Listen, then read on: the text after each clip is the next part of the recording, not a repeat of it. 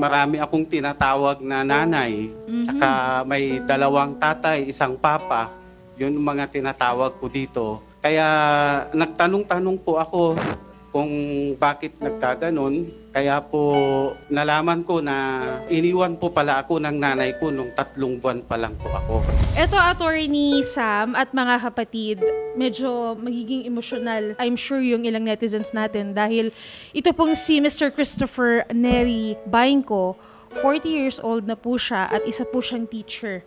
Attorney, nais niya lang pong humingi ng tulong sa atin na makasama, makapiling, makita ang kanyang ina na nawalay po sa kanya ng halos 40 years. Wow. Magandang hapon po, ma'am. Sir, bakit po umabot ng 40 years, sir, na hindi niyo po nakakasama? At ang sakit nun, sir, bilang isang anak, syempre, naghahanap ka ng kalinga ng isang nanay.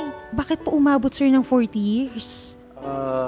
Yun po, ma'am, dahil sa maaga pong paghihiwalay ng nanay at tatay ko dahil sa bata pa lang po sila nung sila ay magsama. Yun po, ma'am, sa hindi inaasahan dahil po siguro sa kabataan pa nila, hindi pa sila talaga mulat sa pagpapamilya, ma'am. Kaya yun po yung dahilan ng paghihiwalay. Wala po silang kinukwento sa akin, ma'am.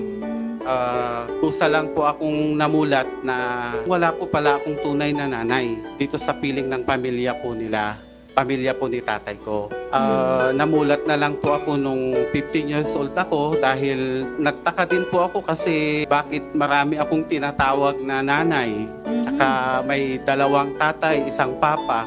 Yun ang mga tinatawag ko dito. Kaya nagtanong-tanong po ako kung bakit nagkaganon. Kaya po nalaman ko na iniwan po pala ako ng nanay ko nung 3 buwan pa lang po ako.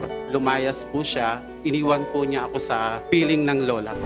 Yung mga auntie ko ho, nagtatanong ho ako sa kanila, yun po yung nababanggit nila na ewan kung nasaan siya. Parang deadma lang po sa kanila kasi yung punto ba na parang hindi ko na po talaga mahanap po, hindi na siya babalik. Okay. Hanggang sa, yun po, nakita ko po sa baptismal ko na nandun po yung Nora Columna na pangalan.